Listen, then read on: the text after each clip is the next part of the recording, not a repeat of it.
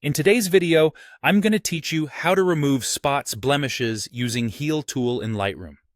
We'll start by getting your photo into the right place for editing. Make sure the image you want to clean up is selected, and switch over to the Develop module.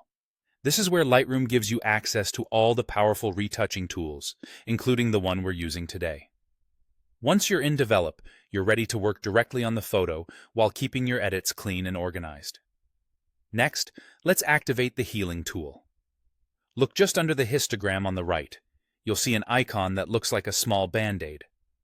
Click that to open the healing options. If you prefer keyboard shortcuts, you can press Q to toggle the tool on and off.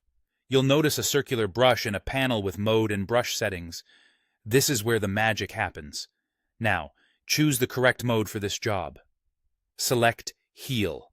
Heal is designed to blend a sampled area with the area you're fixing, which is perfect for skin blemishes, dust spots, and small distractions.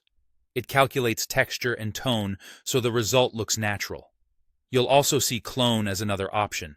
Clone copies pixels exactly, which is helpful when you need an exact texture match, but for most blemishes, Heal gives you a more seamless result with less effort.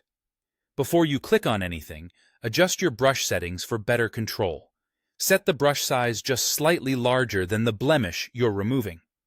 Big enough to cover it, but not so large that you touch surrounding details you want to keep. Increase feather to soften the edge of the correction, so it fades naturally into the surrounding skin or background. A softer edge usually looks more realistic. For opacity, 100% is typically best when you want a clean, complete removal.